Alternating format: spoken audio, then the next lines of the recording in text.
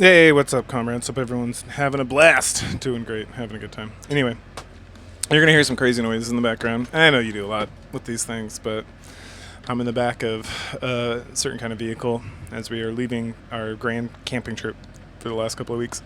So I figured I'm alone. I got some time for this shit. Might as well record this and whatnot. So we're talking about Dragons of Spring Dawning, which is the third and final book in the original trilogy of the Dragonlance novels. And as I mentioned in previous videos over the last couple of weeks, or however, whenever these things post, there's a continuation. There's like a prologue sextuplet of like books that are pretty decent. They're on and off.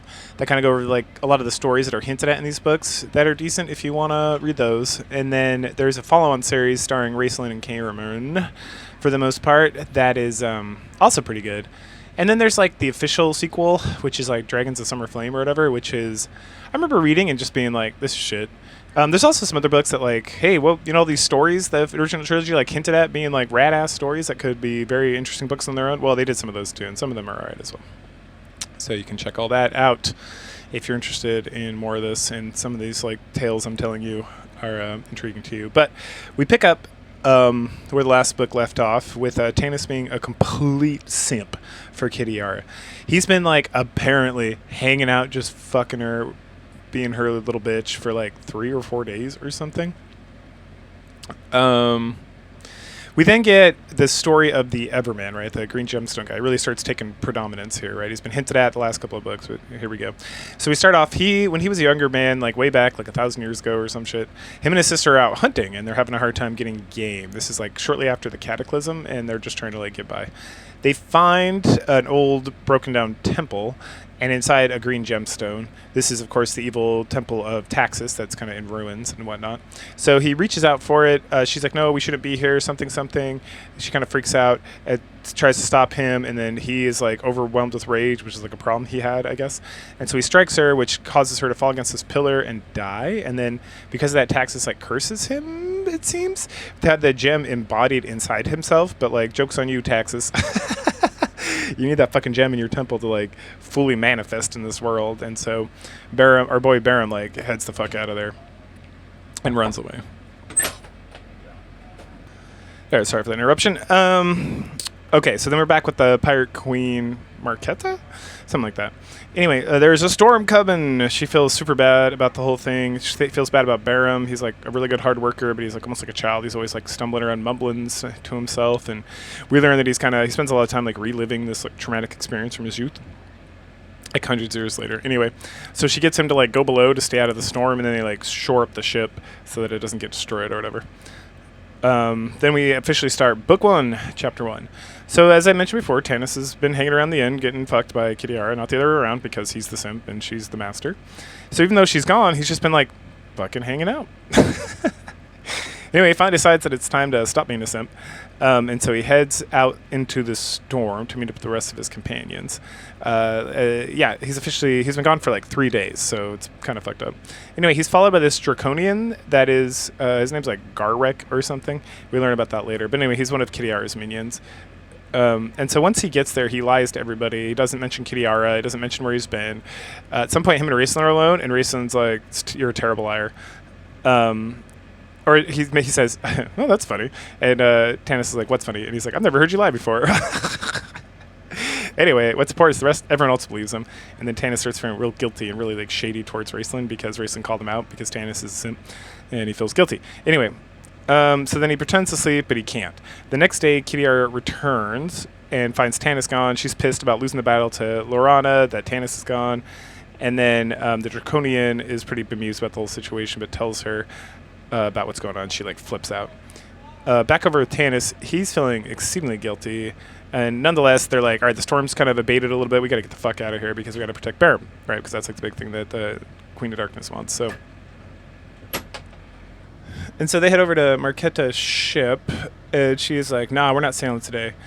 And then he's like, no, man, we got to get going. Like, there's going to be a lot of trouble brewing. And she's like, I don't give a fuck about your trouble. And he's like, nah, bitch, it's not my trouble. It's your trouble. You got Barum. They want Barum right now. And it's going to be a huge deal because it's going to be your problem real fast. So even if you turn them in, like, they'll probably destroy a whole ship and all that stuff. So we got to go. But this convinces Marquetta that it's, like, time to get the fuck out. So they do. like a little bit later, they're out sailing. Tanis is not. He is like lots of seasickness, but also he's guilty and just feels like shit because he's an awful person and sent for like an evil lady instead of just being like, no, I love Lorana, which I do, but I'd rather just some of that old timey ex-girlfriend pussy.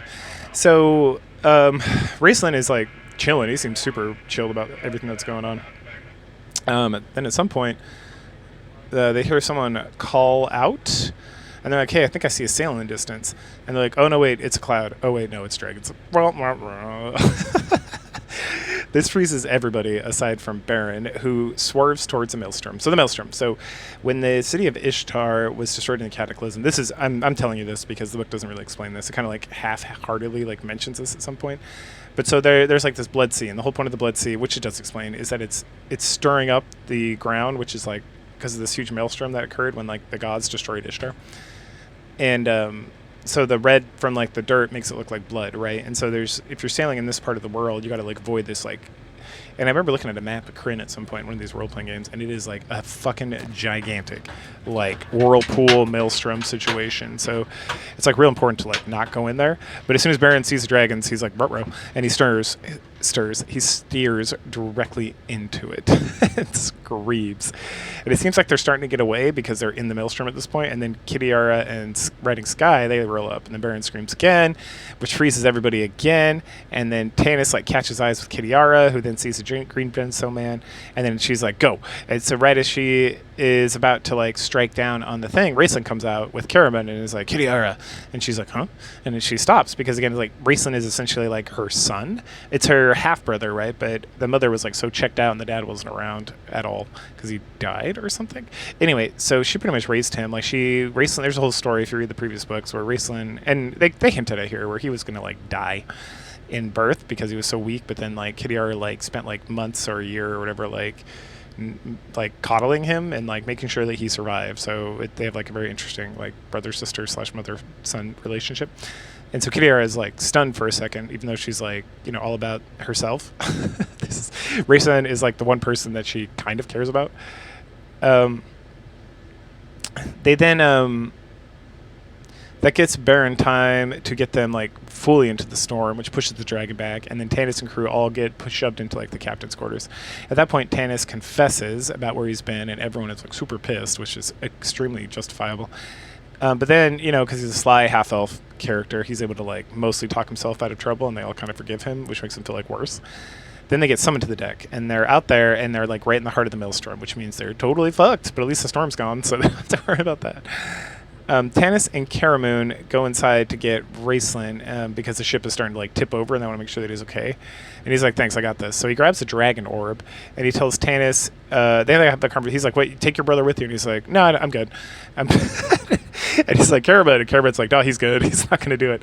And we find out that he, during the Tower of High Sorcery, the whole thing that made like Caramoon and Raceland so nervous, or not Raceland, but Caramoon so nervous with the whole situation, was that at some point, but I think we get further details about this later. I can't remember if it's here later, but we learn that Caramoon like goes to try to do something, and then the tower makes like a vision of Caramoon appear, and then Raceland kills him because he's like getting in the way of him being like the ultimate magic user or whatever. And so Caramoon knows that like when it comes to he's like Kitiara, and that when it comes to like his family versus like other shit, like the other shit's gonna come first. Let's see. Let's see. And then Caramoon, and so then Raceland like grabs the orb and like nopes the fuck out of there. Caramoon faints. And so Tanis has to like drag him over and turn him over to Tika. And then he like cries to Riverwind about being a simp for a little bit, and Riverwind's like, it's cool. Also, Golden's pregnant, and then Tanis is like, how? I'm so sad. And he's like, don't be sad. We will all live together in like Elysium or some crazy shit. And then Tanis is like, I should just kill myself. And then Kitiara and Sky come charging into the storm again to grab Baron, and Tanis like wakes the fuck up, and he stops being a bitch for like 5 seconds so that he can knock Baron out of the way, which causes Kitiara to order Sky to kill Tanis, but then the whole ship like sinks in the maelstrom, and Sky has to take Kitiara and like fly out of there. Time goes by, and then we head to some library in Palanthus, where this guy Astinian is working tirelessly to record all the history of the world for the true god of neutrality. Then his assistant comes in, and he's like, hey, Raceland's here, and he's dying. And Astinius is just like repeating after him and like writing down. And then he's like, wait, Raceland? And it's like, yes. And he's like, oh, we'll bring him in.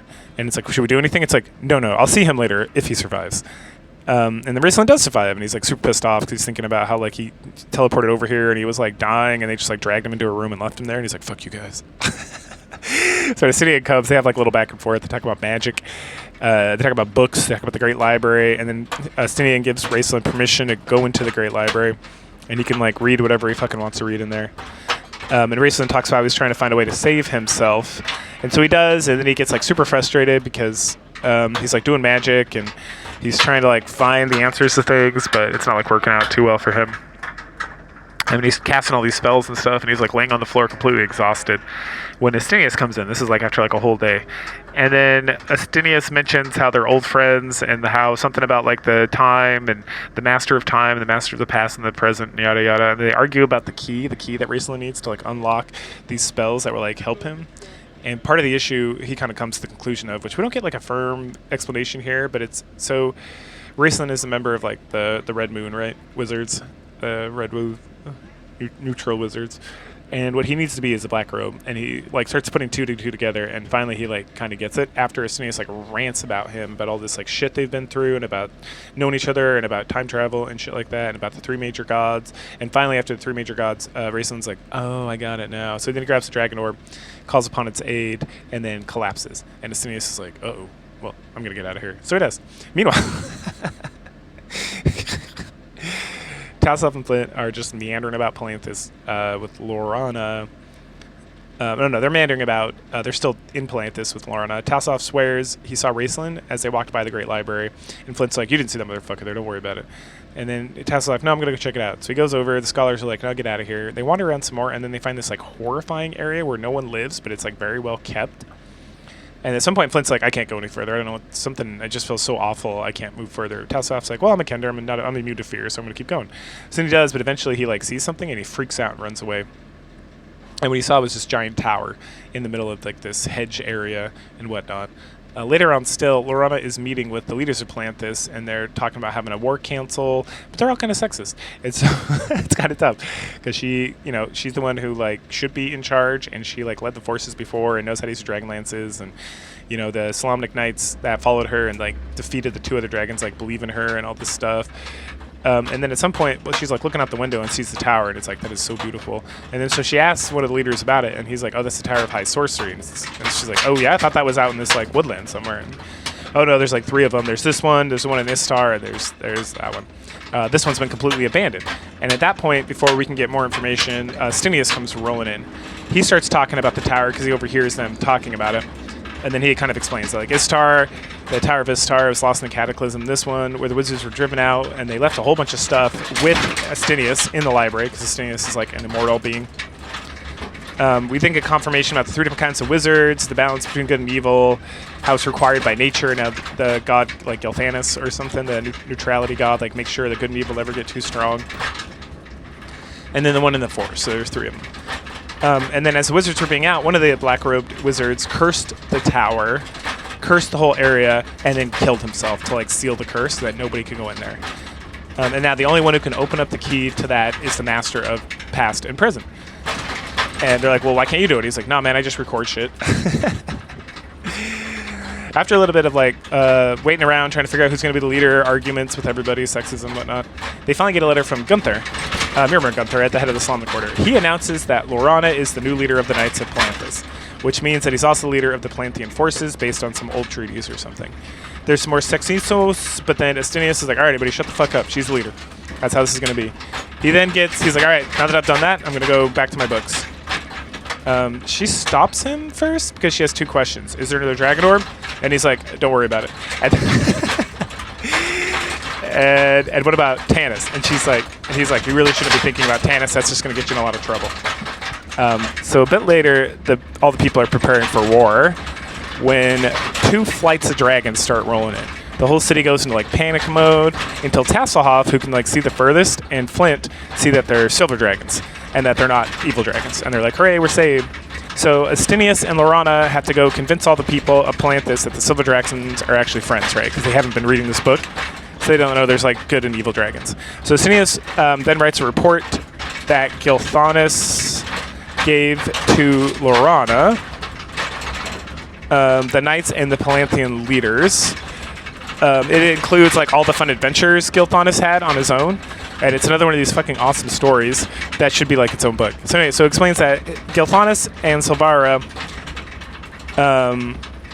that after the last dragon war, the dragons of light won, and so Taxis and her evil dragons were cast out from the world. So Paladin and the good dragons like took off as well, so they could remain in balance, right? Because if it's too strong in the good way, problems can occur as well. Anyway, so after the cataclysm, we know because of Barum, the Taxis woke up, and then she was very sneaky, gathered up her dragons, got them to go steal all the dragon eggs from the good dragons, and then when they were like, okay, we're gonna make a move, she went and told all the good dragons they had all the eggs, and then if they interfered, she would destroy them. So the good dragons have been like holding back since. And so then Gilthanas and Silvara head to the headquarters of Taxis, were immediately captured. Then they meet the main High Lord, who was 100 times worse than Verminard or Kidiar or anything. His name's Arrakis or something. They got tortured, and then they got freed by someone. And that someone who freed them must remain a secret because forever. I don't know. So they searched around. They found... I don't think we ever get resolution on that, to be completely honest. So they searched around and found that the dragon eggs were being used in rituals to create draconians. So once they found out, Gilthanas and Silvara were like, holy shit, we got to go tell the dragons, because they're not keeping the dragons safe. They're you destroying them to create monsters. So Gilthanas and Silvara fled to the homeland of the good dragons, where they were all just having saunas and playing on the beach and shit like that. And they convinced them finally to join the fight. Astinius Sin mentions that Gilthanas keeps looking at Silvara with anger, not love, but there's also love there, and we don't get any further information about that either. Dragons have now, because of Silvara and Gilthanas' side quests that could be a whole book on its own, they have gone over to everywhere in the land. Where there's the mountain, or there's the Hildors are fighting the High Lords. You got the Kender home is in battle with one of the High Lords. There's all sorts of hinted at battles that sound badass as hell that we don't get any description of in this book. So later on, Laurana is drawing up battle plans, and Gilthanas comes in, and he mentions that he saw Kidiara, and she was talking to Arrakis about Tanis, and that Tanis is a betrayer. And which is confirmed to Laurana what Kidiara told her, which is none of that's true, right? But anyway, he mentions that he understands what it's like to be betrayed by someone you love, right? Which, okay, I guess being a silver dragon is being betrayed, but not fucking awesome. So then then we learn that Alhana and Porthios are getting married to unite the elves, and that there's no love there. It's purely political, and that probably Alhana, because she loves Sturm, she's just whatever. We then get a pretty badass chapter. And it's all about the Golden General, which is Laurana, how she rallies the people. She trains the knights to fight on the dragons, to fight dragons with dragon lances. We get a fun story about Castloff and Flint. We actually get it's not a story someone tells us. We get to experience this firsthand. They team up with this Kyrsa bronze dragon, who's a good fire dragon, to fight. And then all these shenanigans ensue, and they have this battle, and they're attacking this guy, and Flint clearly is dying of heart failure. But anyway. They fight. Tassoff and Flint end up fighting the Dragon High Lord, who was left behind by Kidiara to lead the blue flight of dragons, and then they end up beating him using Kender magic and Flint barely holding it together. So they knock him to the ground. They kill the dragon. They take him prisoner, mostly because Tassoff's overpowered. And then after the battle, Tassoff. The Islamic Knights drag out this guy off as a prisoner, and then Tassoff gets very concerned about Flint, but he's no, I'm fine. But he's not fine. And this takes us into... I wrote book 3. Is it already book 3? The fuck? I think it's supposed to be book 2. I think book 3 is later. Yeah, book 3 is later. Okay, so then we... I was wait, did I miss something? All right, so book 2, chapter 1. So after Laurana... so then Laurana goes to free another city from the dragon army. So she does Palanthas, and then they go to Kaladin, I think is what it's called, and then they have this big party called Spring Dawn. Get it? It's the name of the book. Anyway, Laurana is overwhelmed with all this recognition that she's so great and everything, and she's the dragons did most work. But Michael, who's her assistant from Uther, he talks about, he's hey man, just enjoy it. This is just how life is. The dragons don't give a fuck. Meanwhile, Tassoff's off doing Tassoff stuff, and then he gets accosted by a cleric and gets a letter for Laurana. Of course, the cleric is Draconian. Anyway, he reads it. He's oh fuck, it's Draconian. Later, he gets to, Laurana's trying to rest, but then Flint and Tassoff come with the message. Kidiara Messages from Kidiara. She wants to trade Tanis for the blonde guy that they captured. And Tassoff and Flint are both like, it's a trap. And Lorana is like, no, I must save my boyfriend. Because, I don't know, she's on her period or something. Anyway, she refuses to listen to any logic. She gets super mad that they're trying to, like, talk her out of doing, like, the thing that, like, her heart wants to do because she's a lunatic. And so, of course, she makes the wrong decision because she believes Kidiara has any, like, goodwill in her heart whatsoever. And that, so they're going to go turn herself and this other guy over to the evil gods, right? Right. Anyway, so then we flip over to Arrakis. Arrakis is the head of the Evil Queen's army. He's got like the crown of authority or something. And he's super pissed off.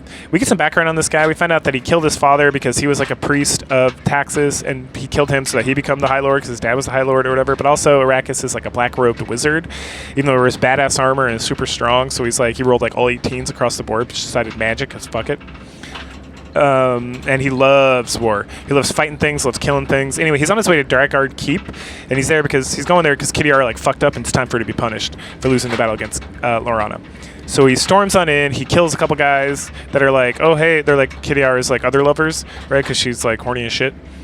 And then he grabs her by the hair and is about to execute her before a Death Knight shows up and stops him. And he's like, fucking Death Knight. And the Death Knight is named Lord Soth. He's kind of important. Anyway. So we find out that he was once a Solemnic Knight, but then something happened, something about a bunch of like elf bitches or something, and breaking his vows or something, and his wife cursing him or something. Anyway, because the Death Knight's there and Arrakis was ill-prepared, and Kidiara has like a silver tongue, he decides to spare her to hear what kind of bullshit she has in plan. So with Lorana in the army, her plans with Lorana in the army, they then talk about Soth. Soth like wanders off to be with his like banshee hoes. And they talk about what happened to him. She tells like this crazy story, which is like a whole chapter on its own, but it's pretty straightforward. Like he was a married knight of Solemnic, he betrayed his wife, and then he knocked up this elf lady that he was in love with, and then he was going to abandon her or something for no.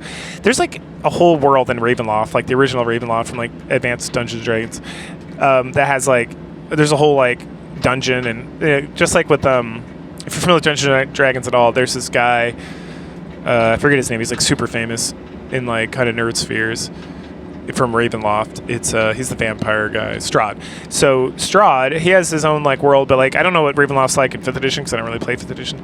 But in the original like Advanced and 2nd edition, Ravenloft it was like multiple different worlds of like evil, each one ruled by like an evil guy who got like sent to Ravenloft or got pulled into Ravenloft by like pure evilness. So there's Strahd. Lord Soth has his own world.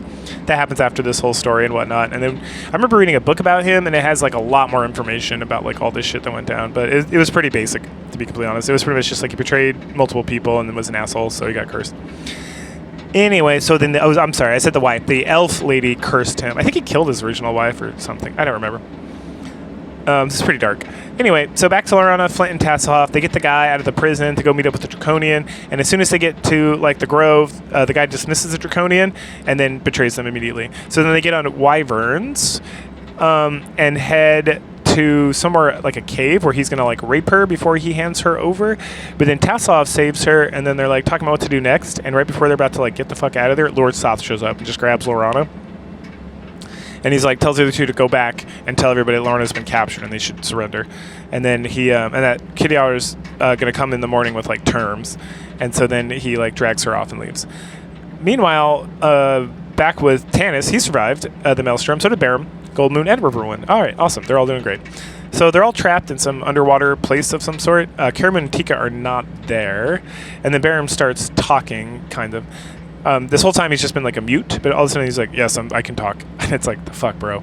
Anyway, he talks about how Taxis has been searching for him years, and that he's been on the run, that he can't die. Every time he dies, he gets reborn. He's completely miserable, and he feels like he has to get somewhere. And then a red robe mage walks in, looks at everybody, and is like, oh, my bad, and like walks out. So they try to follow him. They lose him, and then they split up. Tanis and Barum go one direction, and Riverwind and Goldmoon go somewhere else.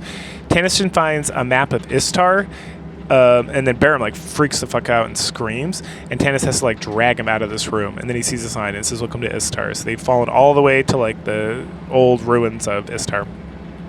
Meanwhile, Karaman, he's dreaming. He's recalling the time in the tower, so we get a lot more. We get like the exact information of what went down there. So he's in the tower waiting for Rhysand to finish his stuff. He feels like he's going to die.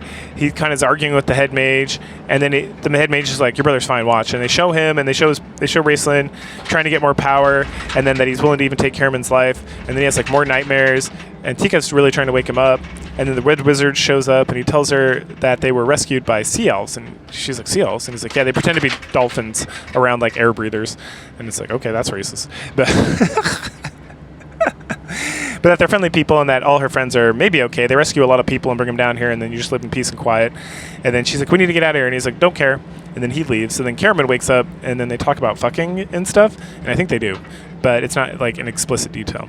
Anyway, Tanis and crew track down the Red Robe Wizard, and then they meet and they track him. He's like in this chamber with like a pool, and there's like this hot sea elf lady, and we find out that they're married. Oh, that's cute. So they talk about taxes, talk about the war, how they don't give a fuck, it doesn't affect them down here. But then Tanis finally convinces them that eventually it will come down here. He asks about like the sea dragons, which in Dungeons and Dragons, if you're unfamiliar, are like giant turtles. It's fucking awesome. Anyway, and how they need to get out of here. There's top taxes so that the evil, the sea turtles don't come attack them. And finally, the wizard and his wife, the sea elf, are like, "All right, we'll help."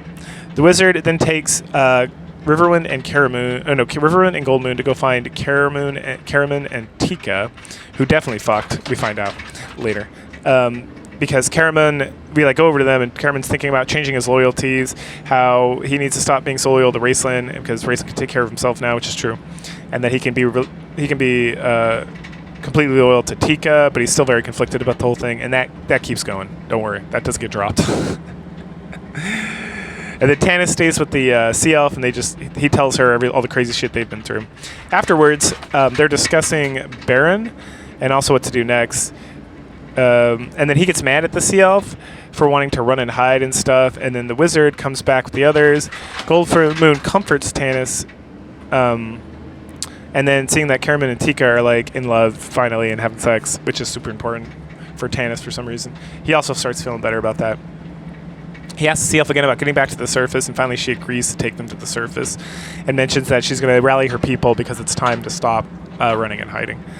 Then a bit later, we get like the story about these fishermen, and they find they're like hanging out and doing fisherman shit, and then one day like one of the boys is like, "There's people who washed up on shore," and his brothers are like, "Oh, you're such a liar." And it's like, "No, I'm not a liar this time," and he's not, because it's Tanis and crew. So they washed up on this shore near Kaladin, right, which is good because that's where Lorana and everyone else is. The fisherman then helps them get into the city and get adjusted to like some of the changes since they've been underwater, because apparently they've been there for like months because they don't know anything about the dragons or any of this other shit that's been going on. They then find Tasselhoff because he steals from them, and then they like, "Hey, get that Kender," and they're like, "Oh, it's Tasselhoff. Oh, let's all hug it out." And then they're all hanging out together watching Kitiara announce her term. She wants complete surrender. She wants a gemstone man, and they have 3 weeks or the dragon army's going to come kill everybody, and they're going to sacrifice Lorana. And then we see this like giant floating citadel come rolling up, and it's surrounded by dragons in the sky, and everyone's like, "Oh, Satapotamus." And this is like the big dark thing that Arrakis has been working on for like years with like his black magic, is creating these like floating citadels so they can fight better. Later, Tanis is talking to all the companions, and he tells them he's going to go with Baron to the Temple of Darkness, and he's going to go alone. And then Caraman's like, "Fuck you, you're not going alone." And they're talking about how the gods brought them together, so we're all going to go. Tanis then meets up with Gilthanas and the knights, and he pushes Gilthanas as the leader, and then everyone agrees that he should be the leader. He then tells Gilthanas to meet him alone. Gilthanas apologizes for being an asshole earlier, because he's still learning about love and doesn't understand like the things he could do, but now he kind of more understands Lorana and him and the whole crazy situation. He mentions that he knows, because Tanis wasn't going to tell Gilthanas, but he figured out that Tanis is going to leave to go to the Temple of Dark Queen to rescue Lorana, and he understands why. And then before Tanis leaves, he mentions that like Elistan, the priest of Paladin, said that like nothing from love turns out bad. Oh no, Theron said that. I'm sorry, I messed it up. And that they've had their qualms over the last like 100 years or whatever, but they're gonna part as brothers. And that's the last we see of Gilthanas in this trilogy. Anyway, so Tanis and crew get ready to leave. They say goodbye to Riverwind and Goldmoon, which took some pressing, but like she's pregnant as shit, and Gilthanas needs some support, and so they can stay here and help him. So this is also the last time we see them in this trilogy. And then they sneak off, find some dragons, and they like sneak out of there. Like they're gonna fly over to the temple as quietly as they can. That ends book 2. So then book 3 opens up chapter 1, and it's his band, and he's chilling with this ancient gold dragon Pyrite. We learned some shit about him. It's not important. But we find out that Fizzman's waiting for something, and then he sees the dragons flying, and he's like, all right, let's get them. So he gets on Pyrite, and they fly up there, and then they shoot fire at the bronze dragons to knock them down, and they get down there, and it's the companions, and then Fizzman like shoos all the bronze dragons away except for Pyrite. He gets Pyrite to polymorph into like a little statue.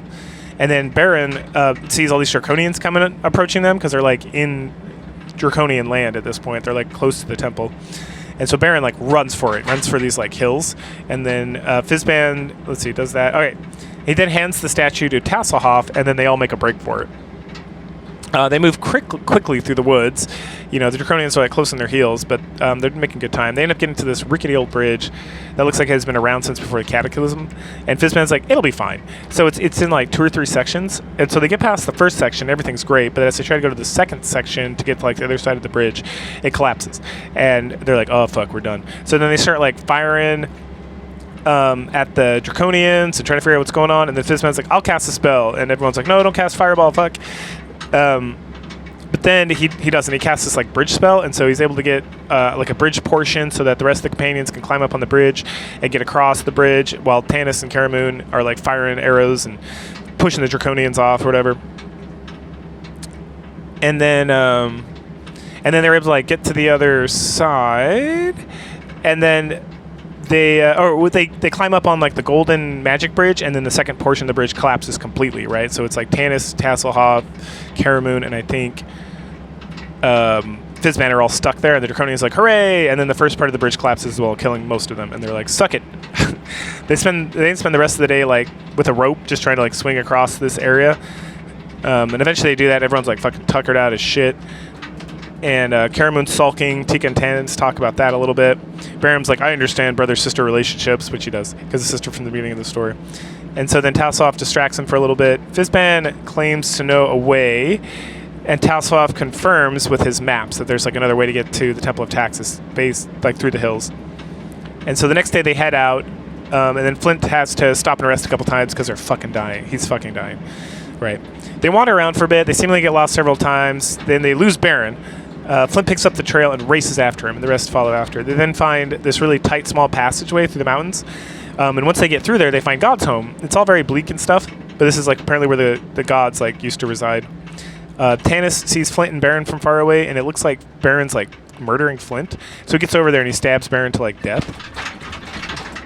And then Flint's like, oh no, I had a heart attack and he was helping me, but I'm dying now. And so he says goodbye to everybody, and it's super sad-epotomous. And then he recognizes Fizzman for who he actually is, and then he's like, will you come with me on my first part of my journey? And Fizzman's like, yep. So he picks him up, and then he heads to like the Circle of Stones, and Tanis like is grieving and guilt-ridden and just this complete shithole, in his like miserable existence. And so he runs after and finds this like onyx pool, and as soon as Fizzman and Flint get to the middle of the pool, they disappear. And then Tanis runs out, and he sees that the pool is a reflection of all the stars in the sky, and then he sees these constellation of Paladin returning, the Great Warrior. And it's like, oh yeah, in case you hadn't figured out from the first book, he's Paladin. Got it. All right, so anyway, so then Baron recovers because he's immortal, and that happens. And then Tanis like apologizes, and Baron's like, yeah, no biggie. And then he demands to know what's going on. And so then he finally Baron tells like his story from the beginning of the book with a little more details. He talks about after the Cataclysm, his family was barely holding on. It was just him and his sister. He loved her very much, kind of like Karamoon and Raistlin. One day they had trouble hunting. They found Araka, which is the Temple of Taxus, and the gemstones, and he killed her by accident, which summoned Taxus. But then she was going to devour him, but his sister's like ghost stopped her, and she's been like holding Taxus back this whole time. And that, if he can get the gemstone back, it'll like permanently be able to shut the door or something. But he's been running for years, and he's been scared to go back and all this stuff. But he always constantly feels drawn to Narrakis. And then Tanis says, I'm going to protect you along with all the others, and they head forward. They work their way into Narrakis. It's this crazy thing. They're having like a High Lord Council, so like all the dragon armies in the whole world are like coming here to like discuss. So of course there's a lot of infighting because evil infighting, yada yada yada. The companions try to sneak in, but they get arrested as like deserters. And then they see Kitiara and her crew. They're rolling in some sort of like parade thing, and so Tanis like runs up and she grabs him and throws him on the back of the dragon. But before he went, he whispered a plan to Tasselhoff, but Kenders and shit. So this leaves Karaman, Tika, Tasselhoff, and Baron all alone. They then move towards the prison with Karaman, constantly needing to keep hands and eyes on the other three. While Tasselhoff tries to remember what like the plan is. He never does. Meanwhile, Kitiara tells her fuckboy Tanis that she knows he's here for Lorana, And he mentions that he wants to trade himself for her, and she's like, "Why would I do that? Like I like fucking you, but other than that, you're valueless." And finally convinces her about like he knows stuff and yada yada yada and whatever. And she's like, "All right, we'll get dressed in ceremonial armor. We're gonna go meet with all the High Lords and have like this grand meeting, and I'm gonna present you to the Queen. And if you can convince her, then we can do this stuff. It'll be great." So then she takes off. Soth then approaches her, and they talk about how he has been promised Lorana once she's dead to be like, because he likes elf babes and whatnot. After Taxus like tortures her and whatnot, he then points out that Kitiara being in love with Tanis is going to cause problems for like all the plans and like everything that's going on. And this makes her real mad, but he's not wrong. So she sends her draconian assassin, the one from before, the one who dressed like a cleric, he's been used this whole book, to go find out more information about the people that came in with Tanis so that she can get more information. So he grabs a posse and heads out there. He finds the captain, and he finds out that the Gemstone Man was brought into the prison. Back over Tanis and Kitiara, they're waiting in this giant chamber to see Taxus and start this meeting, along with other High Lords, including Lord Arrakis, who is being late on purpose to be an asshole.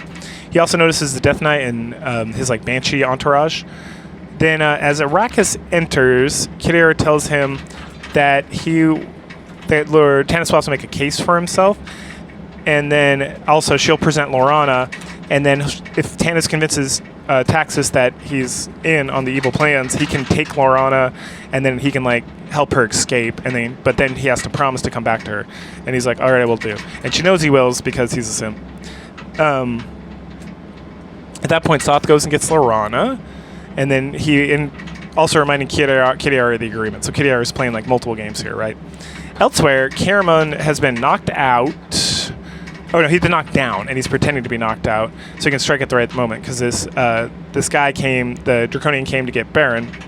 And so when the moment arrives, because Baron gets super mad, between Baron and Caramoon, they kill the Draconian assistant to Kitiara, and a bunch of other guys too. Then Caramon grabs Tika to flee, but then Tika's like, "You gotta go, stop being a bitch, I got it, me and Tassoff will go take care of this, you go help Baron do what he's gotta do.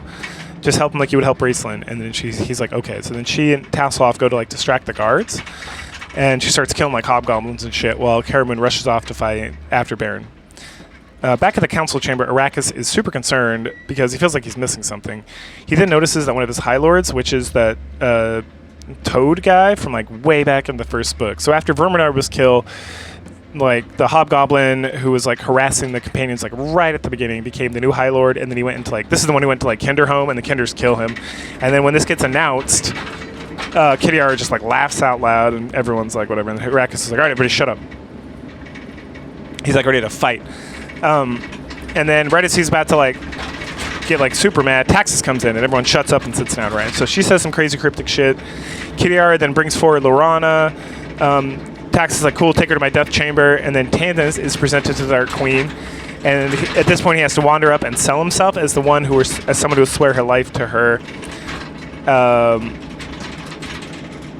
And let's see. Then Lorana is super upset, but Tanis consents. She's not. Lorana's upset. Tanis consents Taxus is not like fully in this world yet, just like Baron mentioned. Like she's not like at full power, and so maybe this trick will work, right?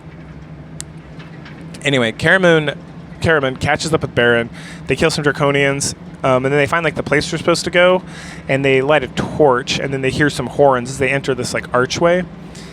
Meanwhile, Tassoff and Tika are doing a great job distracting the guards. They're killing a whole bunch. They get to a locked door, and then Tassoff starts working on it while Tika fights, and then Tassoff freaks out because it's just like the nightmare he had from the Dragon Orb with the green dragon way back in the previous book. So then he stops, but then he hears like some sort of voice prodding him onward. So then Tika falls against him. He pricks his hand. The horns go off, and the Draconians all flee. But him and Tassoff and Tika are like on the ground, and they're in a lot of hurt. They're not dead, but they're getting there real quick. Back in the High Lord chamber, Kitiara mentions that Lorana's soul will belong to Soth, and Taxus is like, "Sounds good." Tanis is then told to place his sword at Arrakis' feet. So he gets into it with Kitiara for a moment before heading up, and he decides he's going to kill Arrakis and take his crown, because whoever holds the crown rules or whatever. He gets up to Arrakis, and as he's getting closer, he notices that there's a magical barrier around this guy, and he's like, oh, fuck, this guy's a black robe mage, I knew it. And then he hears another voice, and it's a voice telling him to strike, he'll take care of the barrier, and he glances over, and he sees it's fucking Raistlin, hell yeah. So he does. He strikes. First, a lightning barrier destroys the barrier. Arrakis is like, what? And then Tanis like stabs him right in the heart because Arrakis has so much hate in his heart. He's able to hold it together with just like pure anger and rage and being an asshole.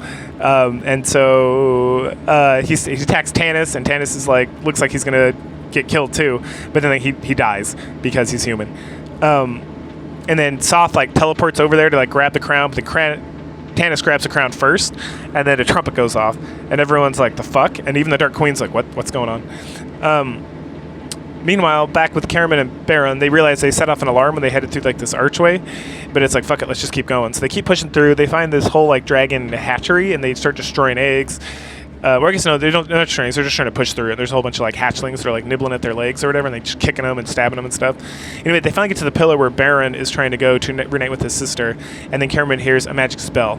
Back in the chamber with Tanis, he gets escorted back to Kitiara by Lord Soth. She promises him anything he wants. He says no and shoves her aside. Then he goes to talk to Lorana, who attacks him. Wah, wah, wah. She grabs Kitiara's sword, pushes Tanis off the ledge, and jumps after him. When Tanis slams into the ground, the crown rolls away, and the whole place erupts as everyone and their minions are trying to grab the crown. And Taxis is like, yay, because she loves fighting, and you know, the most powerful will survive or whatever. Tanis is getting stamped pretty hard, trying to find Lorana and go after her to protect her. Back over with Caramon, we see that Raistlin's there. Oh, Raistlin showed up. He's the one who set the thing on the arch. He's the one who's been working with Taxis. He's the one who helped Tanis, and then now he's wearing the black robe, so he fucking figured it out. And Raistlin mentioned that he came over here to get close with Arrakis and with Taxis because he wants to eliminate both of them, because once they're both dead, he'll be the most powerful magic user in all of Crit, and he's super excited about that.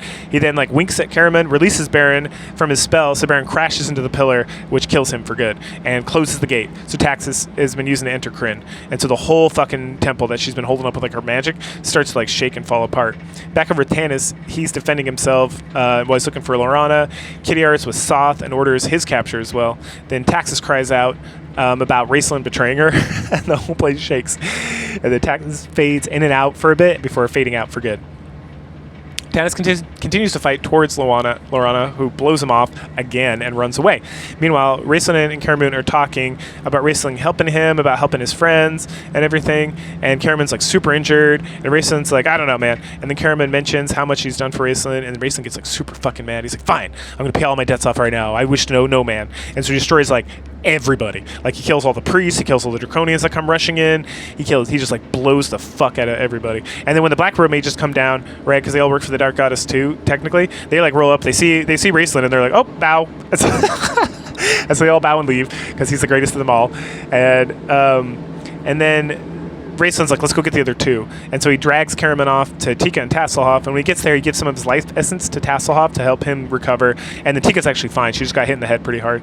Anyway, so then Caramon goes to take command of some Draconians, since she's still dressed like a dragon commander, and then they head out the door Tasselhoff unlocked earlier. Tanis, meanwhile, finally catches up with Lorana. They get blocked in a little bit, and then Kitiara shows up. They all have like a chit-chat about stuff. Finally, Tanis declares that he loves Lorana, not Kitiara. She gets flustered and tells him to get the fuck out of there. They then meet up with Lord Soth. Kitiara meets up with Lord Soth, talks about elf maidens and shit, and then Lord Soth is like, what about the girl? And Kitiara's like, you couldn't have had him anyway. They would have, like, the gods are protecting her, so she would have not allowed you to make her a banshee. And Soth is like, well, there's always more. He then hands the crown over to Kitiara and swears his allegiance to her, and she's like, all right, well, not the worst day ever. Let's get going. So then they get together with their troops and get the fuck out, head back over to Drakard Keep to, like, reassess what's going on. Or no, Soth goes to Drakard Keep to reassess what's going on. Kitiara is by herself. She's upset with herself because she recognizes finally that she's been in love with Tanis this whole time. And then we're done with her. So then Tanis and Lorna make their way to the exit that Tasselhoff unlocked. But when they look outside, they're like, no fucking way we could get through that, man. It's like the fighting out there is brutal. Dragons killing dragons. Everyone's like going at it with each other. And so there's like no way to get out of there. But then they find when Tasselhoff got knocked out, he dropped all his shit, and then he didn't have time to like get it.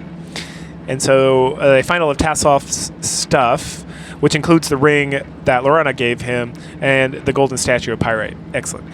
Elsewhere, Raistlin and Karamoon are talking what to do, and they talk about time to separate. There's 2 different paths. Karamoon doesn't want to, but Raislin's like, we are different people. You need to go on your own.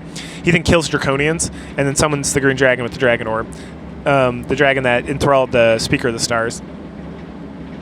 He then points, and then Karamoon's like, no, you come with us. And he points at Fizzman, who's standing up on a hill watching, and he's like, I don't think so. And then he leaves.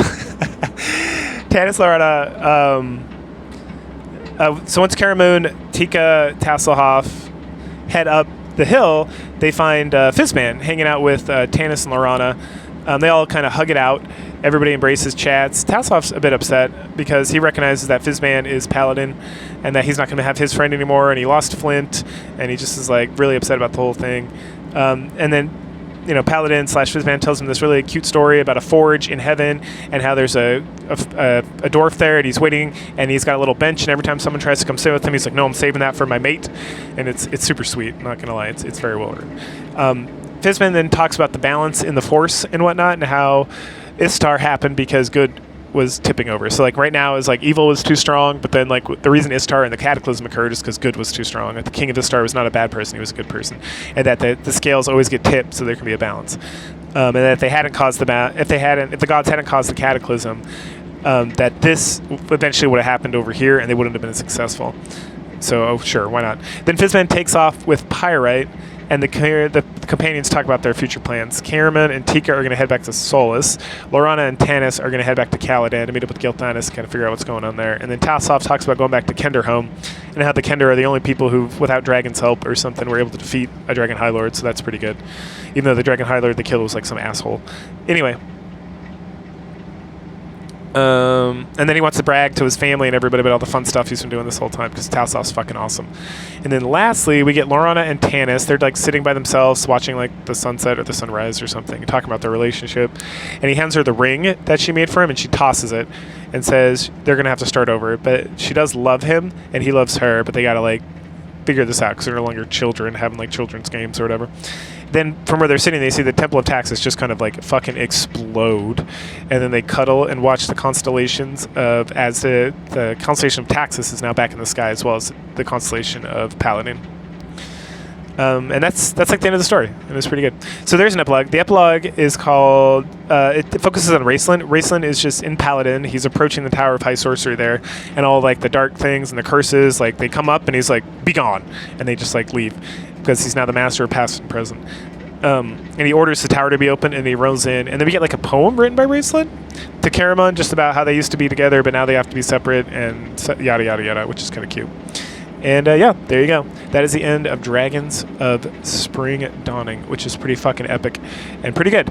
My only downside to this book here is that it seemed kind of like the second book the first book, like I feel like the second book expanded the world too much in that it introduced all these new characters and all these like subplots and all these things that were going on, and it really seemed like the world was expanding. And so the third book, it kind of deals with it in the first 2 chapters or the first 2 books of the third book, but then by the third book it is like, this is the story, we just have to wrap this fucking thing up, we're not making another one of these. And so it just kind of seems to go by like super quick. And there's modules that these are kind of based on, like modules are old Dungeons and Dragons adventures that expand on like some of this other stuff like a lot. And so they just, it's like a lot of this stuff, like all the side adventures too. They're like, oh, we have this super fun adventure over here. These are all, they're talking about modules, right? But when like Margaret Weiss, who's the primary author here because she's actually a writer, while Teresa Hickman is more of like a world crafter, clearly she was like, we gotta cut all this shit out. Like, there's no way. This book's gonna be like 5,000 pages long and never end. So, but yeah, you can always expand it. I mean, it can be like 5,000 pages long. These books are really not that long for fantasy books. If I remember correctly, because I listen to them on audiobook. If I remember correctly, they're like 300-400 pages long. Like this is not like Wheel of Time kind of level shit or anything like that. But they're good. I really enjoy them, and they're succinct. They're fun. They tell the story. And highly recommended all around. So go ahead, like, share, subscribe, comment, and I'll catch you guys later. Bye.